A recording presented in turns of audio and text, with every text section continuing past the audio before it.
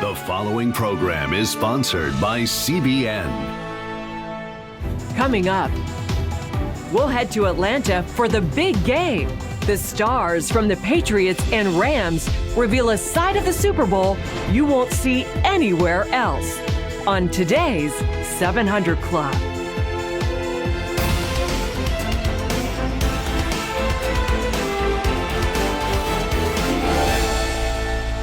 Well, welcome. Yes, and welcome to you. We're welcoming all of you. Welcome, everybody. You back. Yeah, it's been wonderful to be out, and it's wonderful to be back. And you all did well, and I'm proud of you, and it's nice to be back. Well, it's so good to be back with you. Normal's good, isn't it? Yeah, it is. It's so good. You know, there's that song that they're trying not to play, Baby, It's Cold Outside. But let me tell you, it's cold. You know, where is Al Gore when you need him?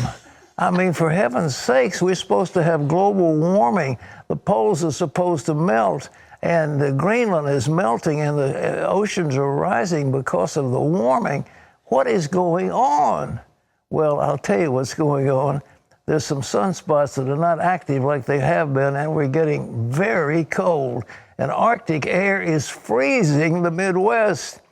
They say in Chicago it might be the coldest temperature, not only in decades, maybe forever. Chicago set a record. Minneapolis, Great Falls, Minnesota, new record. It's so, yes. The wind chill is beyond belief, and it's going to get worse. And some of it's not wind chill, it's actual temperature. Actual temperature, exactly. It's crazy. Well, this polar vortex is going to hover over the country for several days, and a storm that's bringing ice and snow heads toward the east and parts of the south. Caitlin Burke has more. It's being described as the coldest air in generations. What that means is life-threatening low temperatures expected to shatter records and plunge the Midwest into a deep freeze. It's all because of the polar vortex, a large pocket of very cold air, typically the coldest air in the northern hemisphere, which sits over the polar region during the winter season. Well, that air has found its way to the United States. This is just not, it's January, it's getting cold. There were a bunch of things lining up in the preseason, and they've all come together for this extreme event that's going to be occurring over the next 4 or 5 days. The extreme temperatures started in the upper Midwest on Sunday, with temperatures plummeting well below zero. But believe it or not, the worst is yet to come. Wind chills of 50 to even 60 below zero are expected across the Midwest this week, causing government officials to declare states of emergency from Wisconsin all the way down to Alabama. By the way, I've dubbed this Cold-mageddon because if it can get to 25 below in Chicago, that's far beyond this polar vortex stuff. One of the most dangerous aspects of this deep freeze is how long it will stick around. Parts of the Midwest could be experiencing those sub-zero temperatures for 48 to 72 hours. And for some areas, it's coming on the heels of a snowstorm, making for dangerous travel conditions. It's rough, slippery, and it's nasty.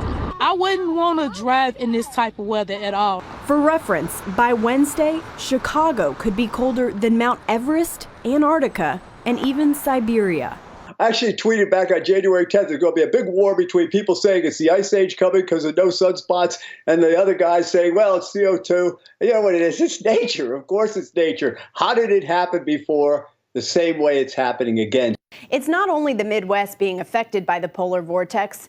In the South, temperatures are way less severe, but still much colder than residents in those areas are used to, and could be accompanied by ice and snow.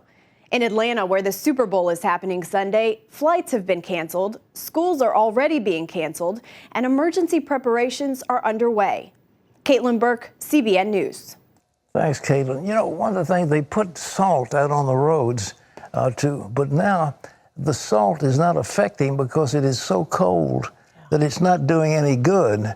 And so you have to have something that will melt below these freezing temperatures, and they don't have it.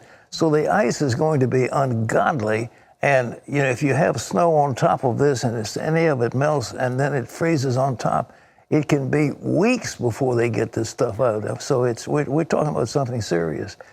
But I've been harping on this program for months and actually years. The so-called budget deficit that everybody ignores. Well, we're running up deficits in our fiscal spending that are approaching $1 trillion a year. And America is borrowing more money to finance these deficits. Ephraim Graham has more on that story that may be the most tragic thing facing the world as they're facing trillions of dollars in debt they can't pay off. Here's Ephraim. Pat, a new report is out from the Congressional Budget Office. It predicts the U.S. deficit is set to hit $897 billion this year. That's up $118 billion over last year. The Treasury is borrowing $1 trillion to make the payments. The CBO report also predicts a slowing economy with a growth rate at 2.3%. That's down 3.1% last year. President Trump's top economic advisor disagrees with the report. He says the CBO underestimates the strength of the U.S. economy and its ability to shrink the deficit. We have a fundamental disagreement with that agency regarding the growth outlook. In the first 2 years of the Trump administration, our view has essentially been correct, and their pessimistic view has essentially not been correct. Larry Kudlow also said the government shutdown has not had a significant impact on the economy overall. The Trump administration is blocking all U.S. funds to Venezuela's national oil company. It is the latest move in the U.S. campaign to force Venezuelan President Nicolas Maduro from power. The U.S. and other nations are backing interim President Juan Guaido, who was installed by Venezuela's National Assembly. They claim Maduro stole the most recent election. Pat? You remember we were having a discussion with one of our reporters some years ago, and we were talking about the excesses of Hugo Chavez in Venezuela, where he had said, you know, they may be trying to assassinate me. And I said, well, we ought to go ahead and do it. And oh, it was shock waves all over the world. Aren't you horrible? Isn't that shocking? Isn't that terrible that you would say such a thing as that? Well, the truth was, ladies and gentlemen, I say it again, I was right because I saw what was happening. You have a socialist dictator who took power at the point of a gun. In turn, he assassinated the people up line from him and seized power. And he was instituting a socialist dictatorship. The chickens have come home to roost, if I can use that cliched expression. And Venezuela, they've got inflation running over 1,000,000%. It's unbelievable. And those people are suffering so much down there. And this Maduro was a former, what was he, a bus driver or something? He doesn't know what he's doing. And the only thing that's going on right now is everybody is against him except the army. And my advice would be there must be some strategic placement of money in the hands of some of those generals to say, look, guys, you're picking the wrong horse, and wouldn't you like to have a Swiss bank account tax-free to switch sides? And somebody, or the Brazilians or the Peruvians or somebody, has got to offer those generals some incentive to switch from Maduro. But that the suffering of those people in Venezuela just absolutely breaks your heart. One of the wealthiest countries in the world with one of the highest incidents of petroleum. And now we're shutting off the National Petroleum Company. We're putting an embargo on that. They have embargoed the seizing of gold assets from around the world. Other countries are saying, Maduro, you can't access them. So the government is essentially broke. But what's got to be done is something to tell those generals, let's switch sides. And John Bolton was saying, well, maybe we put 5,000 American troops down in Colombia to help bolster it. But the one thing, we don't want to get involved if we possibly can, because they'll say it's the Yankee invasion and they're trying to dominate it. It needs to be the OAS and the South and Central American governments that make the deal. But they've turned against Maduro, and it's just a question of time. But the people in Venezuela are still suffering, and my heart, as yours does, bleeds for those wonderful people. So pray for them, pray for a speedy resolution.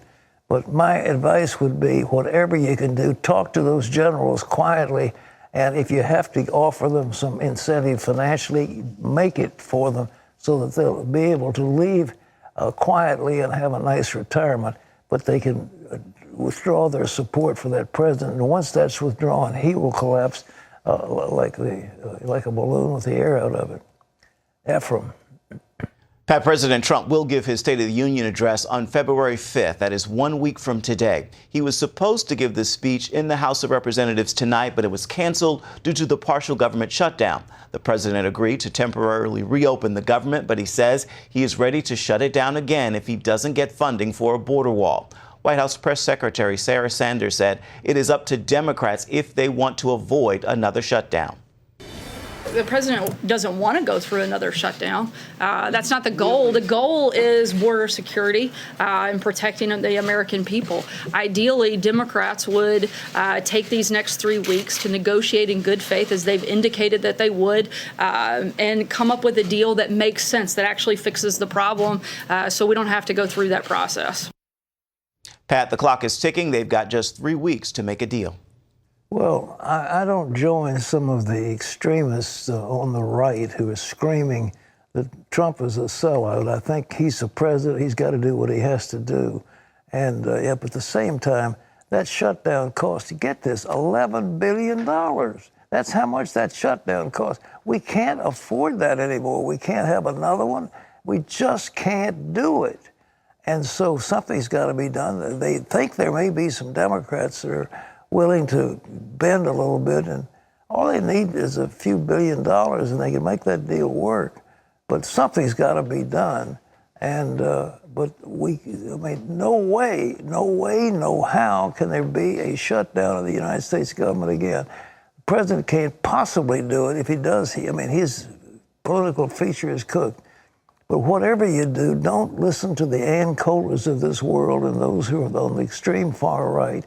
And people in your own administration, don't listen to Stephen Miller, et cetera. Don't listen to them. And get your advice from people who are more level-headed about how you handle the government. Well, CBN's chief political analyst, David Brody, is joining us now. David, the clock's ticking. What do you think the president's next move is going to be? Well, he's hoping, Pat, that they're going to come to some sort of deal in the next couple weeks here. I say they. We're talking about a 17-member bipartisan group of House Democrats and also Senate Democrats and Senate Republicans and House Republicans.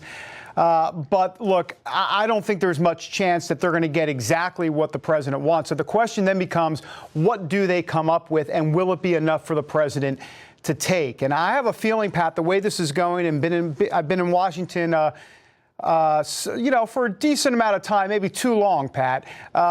Look, he's not getting his $5.7 billion. And if he is getting anywhere near that, it sure isn't for a wall. The question then becomes, what is the package? My sense of it is that there's going to be some money for fencing, barriers, steel slats, Lego pieces, whatever you want to call it. But the point simply is that there'll be some money there, but it won't be. And here's the key, Pat. Donald Trump has wanted wall prototypes. You know, all of these things that he's debuting at the San Diego border. He says, look at these beautiful walls.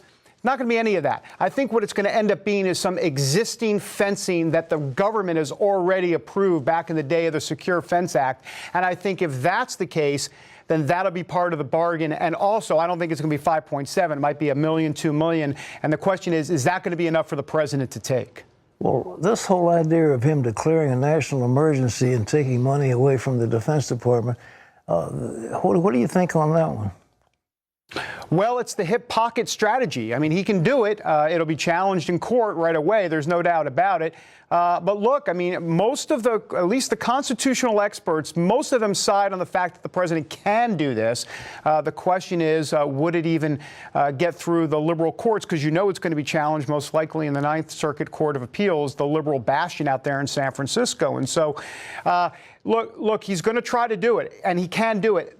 Here's the truth of the matter. You can't imagine Donald Trump in 2020 going to all of these big rallies running for president saying, you know, I tried, but I really couldn't get it done. I'm sorry. That's not going to work. Donald Trump's going to try and figure out how to build this wall. If Congress won't do it, he will definitely go the national emergency route.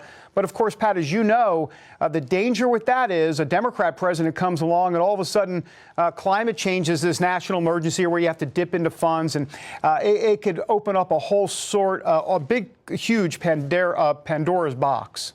You know, there's a woman named Ann Coulter. She said once upon a time that I was, quote, the Jim Jeffords of the Republican Party.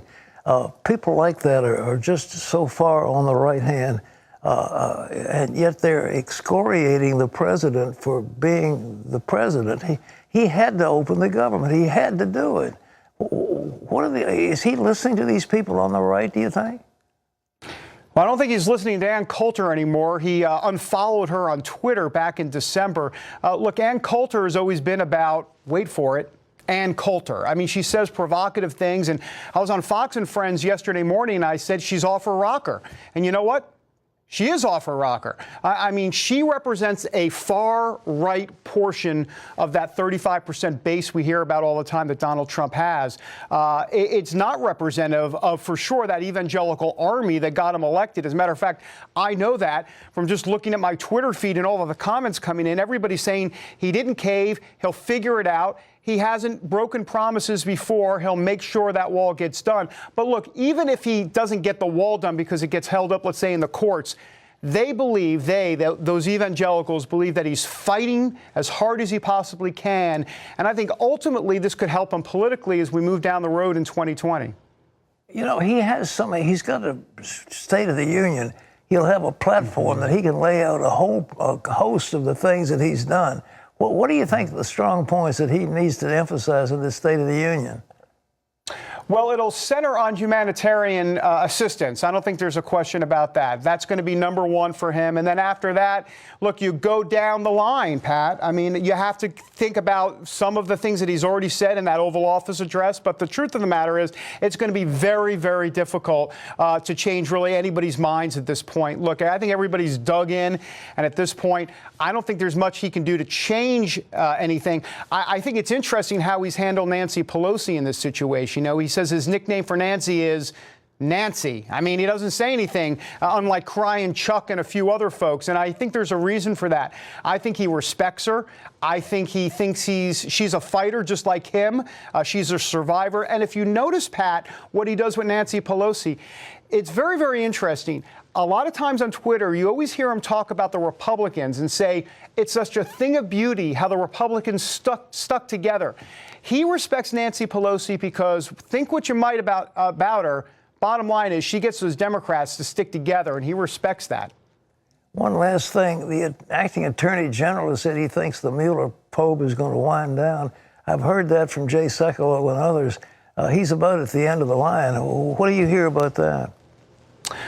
Right. I think they are at the end of the line here, Pat, and I think that is going to come. It's all going to happen very soon. I think the question now becomes, does that report become public? Now, I think a lot of folks would laugh at that point and say, well, of course it's going to become public. And I think eventually it will. But technically, as you know, Pat, it's not supposed to be. It'll go to the Justice Department and it'll go from there.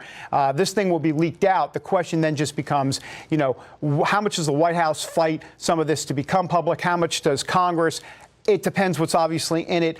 And so that's a big part of the fight. Also, even if there's no Russian collusion in this report, remember, federal and state prosecutors could have potential cases here when it comes to campaign finance violations. So even if this whole Mueller investigation clears the president of Russian collusion, it doesn't necessarily mean this is over for the president when it comes to federal and state prosecutors dealing with what Michael Cohen said about campaign finance violations. Well, I think we're all a little tired of hearing about this investigation. Is dragged on forever and ever and ever, but Mueller is sure indicted.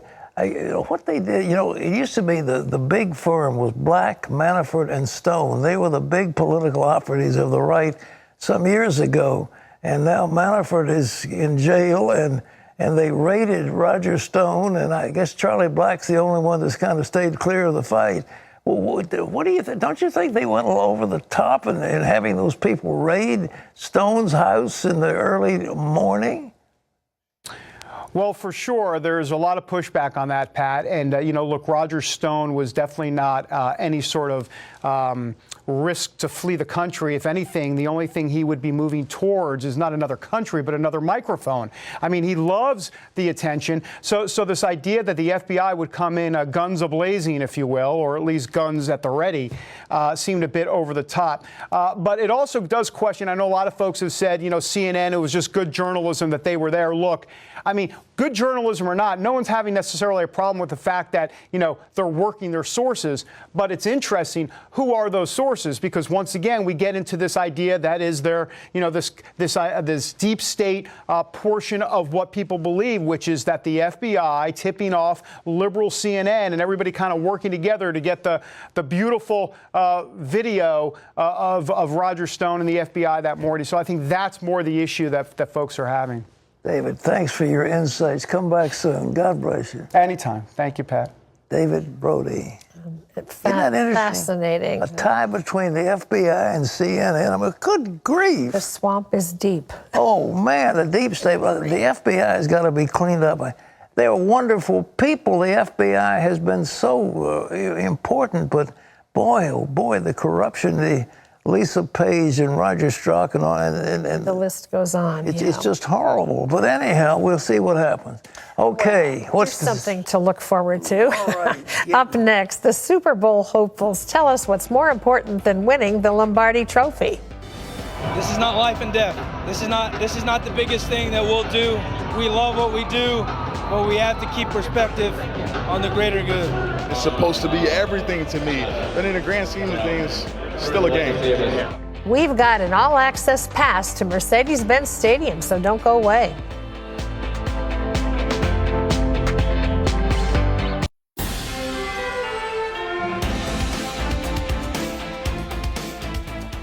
Well, if you're like me and you happen to be a fan of pro football and you were watching a game that was to determine who was going to the Super Bowl, and you saw a pass being delivered to one of the receivers of the New Orleans Saints, and you see an opponent come up and hit the man with his helmet and run completely into him and not look at the ball whatsoever, and then you say, well, I think that is a penalty, and there's no penalty whatsoever, and the Saints have to take a field goal, and, there's a tie, and then they lose the game.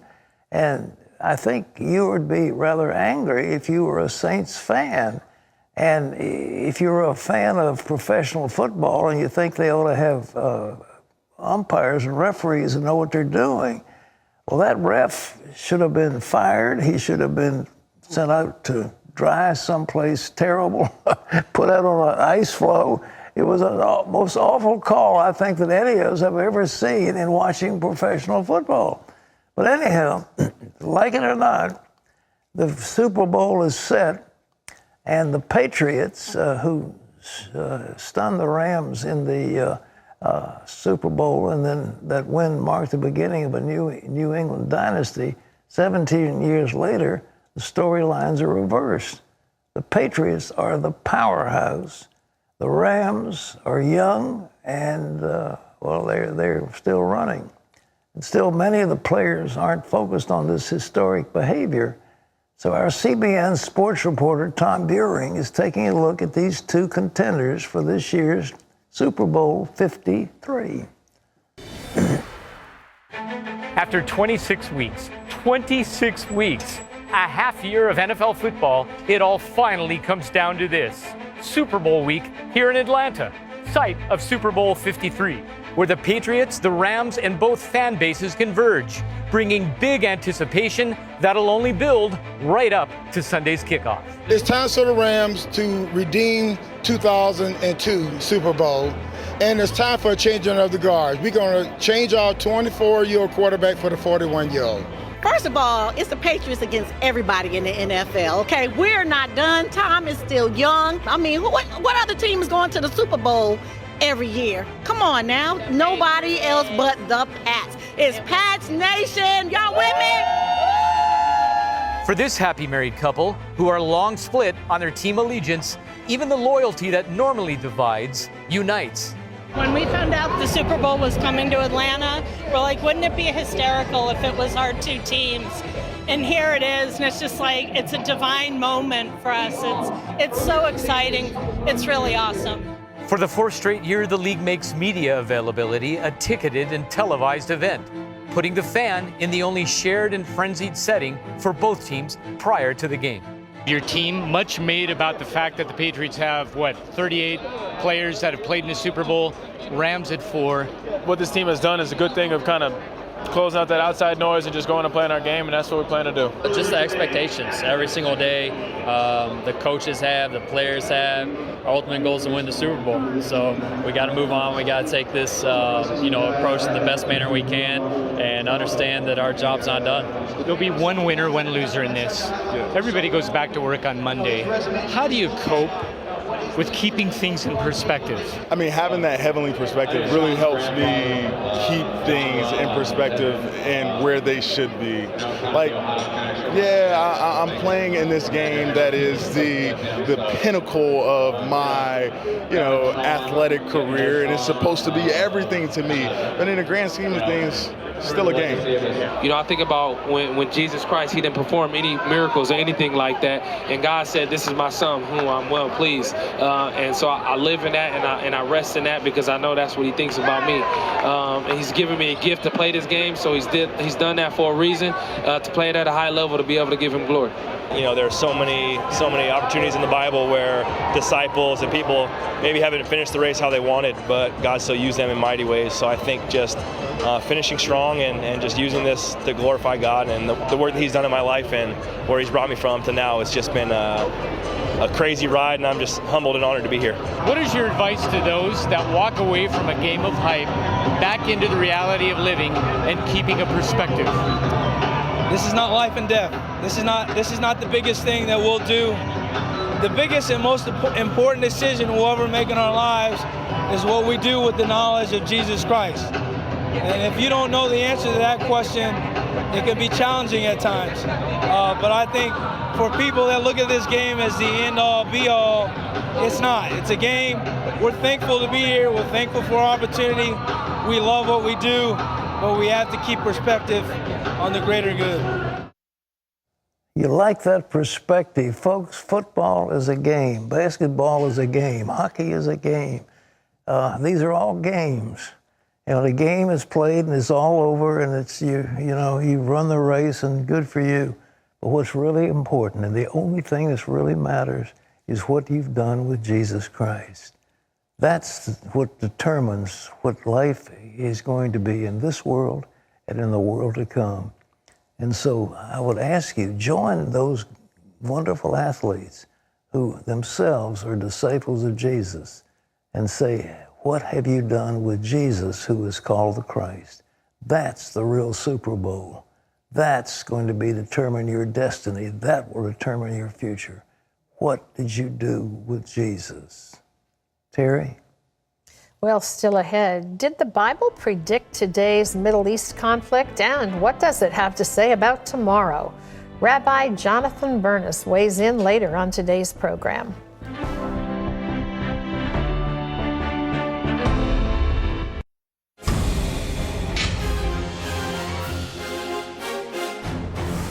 And welcome back to the 700 Club. Asia Bibi is now free to leave Pakistan and join her daughters in Canada after more than 8 years in prison. Pakistan's top court upheld her acquittal on blasphemy charges after radical Islamists asked them to reconsider it.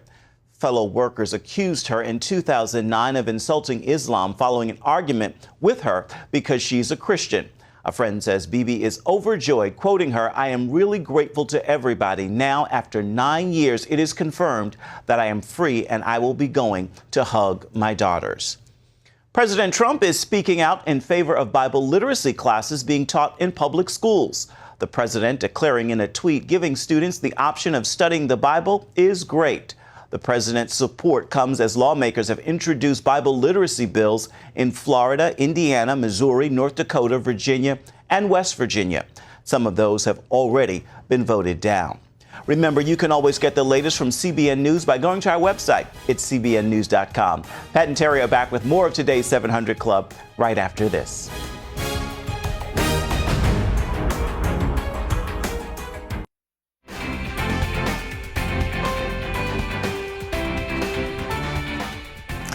While Gaddy's mom went searching for work, Gaddy went searching for food. She and her siblings were starving, and sometimes all she could find was food that had already been thrown out. Ever since she was 6 years old, Gaddy has taken care of her little brother and sister while their mom searched for work. I was ashamed because I put my children at risk. In addition to the danger of staying at home alone, Gaddy says they've also struggled to have enough to eat. My father left us. We have gone hungry many times. The younger kids begged me for food.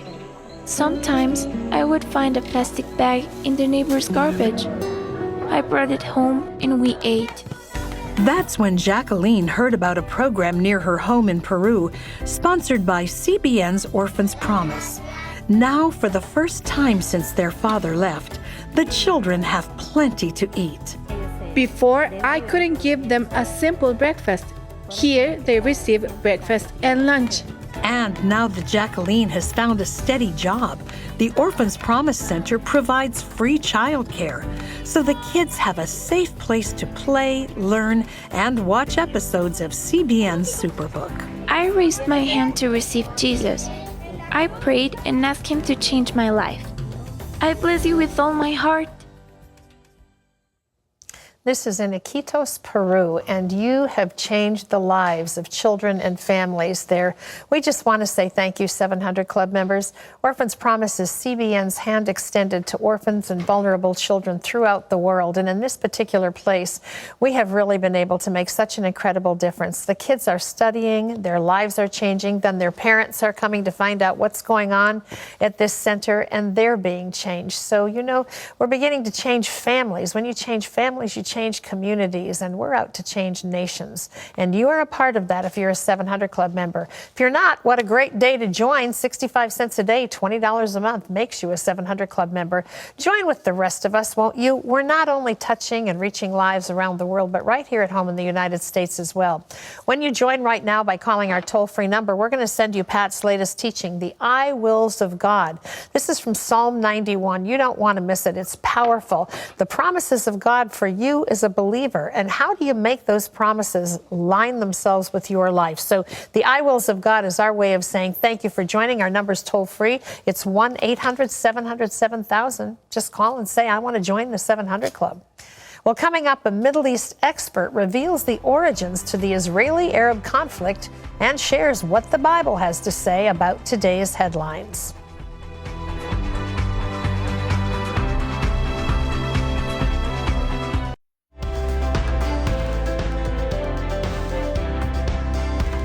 Israeli Prime Minister Benjamin Netanyahu says his country faces a new kind of terrorism.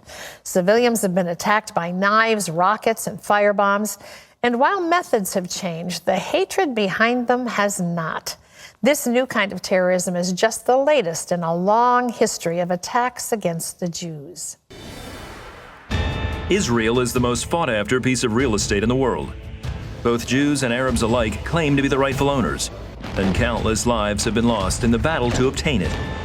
Rabbi Jonathan Bernis, president and CEO of Jewish Voice Ministries International, has spent decades investigating this conflict. He believes it's vital to understand Israel's history and to be informed of what is unfolding in the Middle East. In his book, A Lasting Peace, Rabbi Bernis explains these complex historical and spiritual issues clearly, showing that peace is attainable and the role we all play in establishing it. Jonathan Bernis is here with us now, and we welcome you back to the 700 Good to be back. Club. Thank you, Terry. It's wonderful to have you back. You are a Messianic Jew, and you make it clear at the outset of your book that Palestinians are victims too. How so? Well, absolutely. And there's far too little press about the Palestinians, the Christian community that suffered under the hands of the Islamic leadership. We need to get more involved as Christians. These are our brothers and sisters. The BDS movement. Talk to me a little about that, because it's in the news. We hear about it over and over and over again. What's behind that? Yeah, boycott, divestment, sanctions to try to cripple Israel economically. But I think more importantly, it is that Christians have to know that there is a very targeted, systematic, strategic effort to turn the hearts of college students, of university students, Christians, those that were raised in solid Christian homes against Israel and the Jewish people and its propaganda. Terry, one of the things I talk about in the book, the basis of the book is this is a spiritual conflict. It's not political. It's spiritual at its root, and it's very deep. And this is a satanic effort, just bottom line. It's a satanic effort to eradicate Israel and the Jewish people, something that has been in our history as a Jewish community for 2,000 years since Christ came in the name of Christ, but going all the way back to Abraham. But you mentioned history, and you talk about the younger generation. Part of the problem is history is not being honestly portrayed to them. I mean, the numbers that you spoke of in the book of people who don't believe that the Holocaust happened is startling. It's shocking. The bigger the lie told more often, the more people believe it. And that's why I wrote the book. I want people to know the truth. Christians need to look through a biblical lens to understand this. I say this all the time.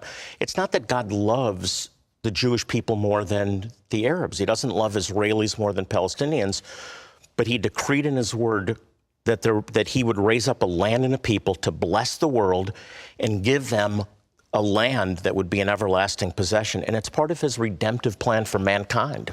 I love the fact that you went back in history and back in scripture to look at the origin of all of this, because a lot of people don't know what that is. Right. Talk a little about the beginnings of the Arab-Israeli conflict. It is very, very old, and that's why it's so complex. It goes all the way back to Genesis 16 with Ishmael and Isaac and the prophecy that Ishmael will be against his brother and against all. And this has been realized through the rise of Islamic fundamentalism. And there is no solution of man to bring peace, but God has a peace plan, and it will work. And it's not a document, it's not an accord, it's a person. Well, it's always a little confusing to me. I've been to Israel a number of times. I've loved every opportunity I've had to go, but Arab Israelis live with full rights in Israel. So why is there so much animosity toward the Jewish state? Again, spiritual at its root. There's only a one-state solution ultimately, and it's not a Jewish state. It's the destruction of the Jewish state. And this has been inbred into the Palestinian people since they were children. And it's a doctrine of hate and death, and it's a spiritual issue at its root. And that's why I call on Christians in the book to stand in the gap, to pray, to proclaim. We can make a difference because we have the truth. Well, Israel is surrounded by enemies and by nations that all have military operations. What's the future? What do you see happening? Well, you also have the UN that is terribly biased against Israel. The solution is the Prince of Peace. Yeah. And I encourage people on my program, Psalm 122:6, to pray for the peace of Jerusalem. If you understand the Hebrew, peace, shalom, it's to bring to completion God's plan for a land and a people. And when we stand in the gap, when we proclaim our faith, when we reach out to Jew and Arab, Israeli and Palestinian with the good news, there's a transformation that takes place. And I've watched in Israel, Terry, God's peace plan working with Jews and Arabs coming together, embracing each other because they have a relationship with Jesus, their Messiah. So having stated that, do you feel like a lasting peace is possible? Absolutely, and as promised in God's word, there will be peace. But again, it's not going to be through human endeavor. It's going to be a person, the person of Jesus Christ, coming into the hearts of Jew and Arab alike. And ultimately, Jesus will rule and reign from Jerusalem. And that's why it's the most contested land in the world. It's the hottest, it's the hotbed of conflict. It's the epicenter of world attention, ultimately. Well, such a fascinating history. As I was reading your book, I couldn't help but think of Pat Boone's song in the movie Exodus, "This land is mine. God gave this land to me." And I just wonder what it will take for the Arab community to understand that having what God gave you doesn't mean they can't have what God intends for them. Absolutely. There has to be a transformation ultimately, and that transformation takes place in a person's heart. Yeah. And that comes through the Spirit of God, the supernatural, transforming power of God. But we can proclaim and pray, and God hears and answers. So is that what you would say to believers who are watching right now? I mean, what is our mandate in this hour that we live in? I think to understand what's going on and to cut through all the propaganda, understand how to pray, why it's so important that we pray, why we have to make our voices known. But it begins with understanding that this is on the heart of God. And if it matters to God, it has to matter to us. And in the day that we live in, it's central to almost everything. It is. Jonathan, thank you so much Great to be for your insight. It's wonderful. Thanks. For more on this topic, check out Jonathan's book. It's called A Lasting Peace. And don't just take my word for it. The book features a blurb from Gordon saying, to understand today's headlines, you need to read this. Well, once again, get your copy, A Lasting Peace. It's available in stores nationwide. Well, still to come, Pat weighs in on the issues that matter to you. Cammie says, my Christian daughter is in college. She does not like reading mythology and some of the other required texts. What should she do? Stay tuned for another round of your questions. We've got some honest answers for you when we come back.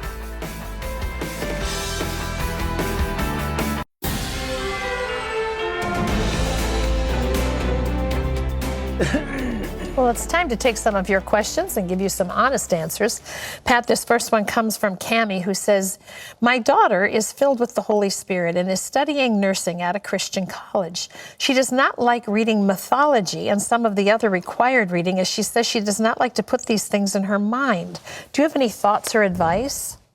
You know, you read about Moses, and it says Moses was skilled in all the wisdom of the Egyptians. And I think it's important that we know what's going on. We need to know what other people are thinking. There's nothing, if you really want to have a broad education, you need to know what the other guys are thinking. And I don't know why in a Christian school in a nursing program they have to study mythology. I don't understand what it is that's going on. But it sounds like some of the ancient medicine came out of so-called pagan roots, and it may be something like that. But, you know, he was skilled in all the wisdom of the Egyptians. And I think it doesn't hurt to have leaders who understand what other people believe. She's at a Christian school. It should be taught with the right perspective to it. Of course, but I don't understand. I don't know what they're teaching. It's a nursing school. Why they're teaching Greek mythology? Well, if she's in her undergrad program, though, she wouldn't get to her nursing classes till after her first couple of years, Well, not really. I mean, she'd be getting something about science. I don't understand it. The question's a little confusing to me. Go ahead. This is Dolly, who says, this question has been on my mind, especially with all the things happening today in our world. In Revelation, it talks about things that are going to happen, which includes persecution of believers, natural disasters, the occult, and godlessness. What I want to know is, should we accept this and get ready for what is to come, or can we change this by prayer and intercession?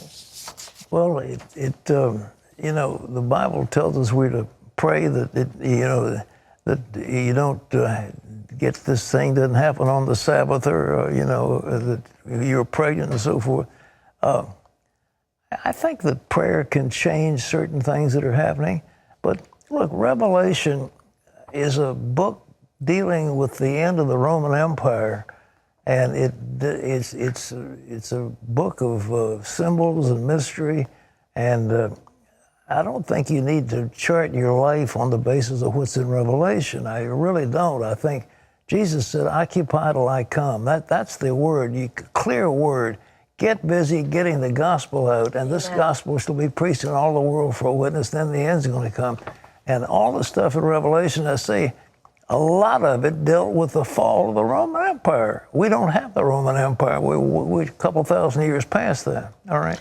Okay, this is a viewer who says, I live in Nigeria. I've been struggling with sex addiction for several years, and multiple attempts at overcoming it has failed.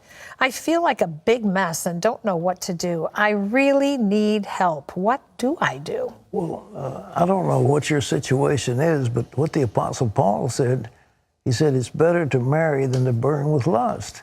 And the Lord has provided that man and women would live together and that they would have sexual relations with one another in marriage. And I don't understand why that's an impossibility for you. But what's happened is in today's world, we're saturated with sexual images. Pornography is everywhere. It's on the internet. It's in advertising. It's everywhere. And what you need to do is to focus your mind on other things. If you focus your mind on sexual activity, then of course that's going to be the focus of your life. But you need to read the Bible. You need to get together with people and talk about, in psalms and hymns and spiritual songs, and let your mind be on heavenly things where Christ sits at the right hand of God. So, we are set free from that stuff. And your mind is focused on this other. You need to make a change and get your mind on something else. But the Apostle Paul said, marriage is one way of doing it. So see if you can. There's not a Christian girl someplace in Nigeria. I'm sure there must be some of them with all those millions. Sometimes these are married men that are struggling with sexual addiction as well. Exactly. But you said in the past also, get rid of the stuff that provides it for you. I mean, you can't dabble with it. You exactly, Terry. You can't have pornography. You can't have filthy books. Your computer. Oh, it's everywhere. I mean, you just don't look at it. That's all. I mean, what does the Bible says? It's better to, cut your hand off. If your eye offends you, pluck it out. And he didn't mean that literally, but it does mean you're better to go into life with one eye than to go into hell with both of them. All right. This is Gabriel, who says, I'm having trouble understanding Romans 10:9. If you openly declare that Jesus is Lord and believe in your heart that God raised him from the dead, you will be saved. Does this verse mean that if we do not declare Jesus publicly, we will not be saved, even though we believe the Lord Jesus is our Lord and Savior and that he died for our sins and was raised from the dead? Why does everybody have to add stuff to the Bible? The Bible doesn't say all these things. You say, well, does that mean negative? No, it doesn't mean negative. It means that if we proclaim the Lord and believe in our heart that God raised him from the dead, it'll be saved. I remember when I accepted Jesus, I said to a man, I believe that Jesus Christ died for the sins of the world and my sins too. When I said that, there was a voice in my ear that quoted that very scripture. If you believe in your heart that God raised him from the dead, and you will be saved. Well, I had declared what was in my heart. But it doesn't mean all that other stuff that you added to it. It's not a negative, it's a positive. All right? Okay, this is Carol, who says, you continually quote the Old Testament for tithing. Why? We're in the new dispensation now, so why not quote about it from the New Testament? It doesn't command us to tithe. It tells us to give cheerfully as the Lord leads. I know God supplies all our needs, and we just need to ask, trust, and wait for his timing. I do support you each month, but I'd love to know your thinking on this. In the New Testament, everything belongs to Jesus. Our life belongs to Jesus. Our work belongs to Jesus. Whatever you do in word or deed, do all to the glory of God. Your money is his. Your entire fortune is his. Everything, your stocks, your bonds, everything is his. Not just 10%, but all of it. You ask for something from the New Testament, that's the New Testament. And the tithe was merely a limiting factor that gave you a sort of a guideline. But in the Old Testament, if you look at it carefully, there were 3 tithes. So when you get through of it, you're looking at closer to 30%, not 10%. But the New Testament, all. We leave you with our power minute from Philippians, and my God shall supply all your needs according to his riches in glory in Christ Jesus. See you tomorrow.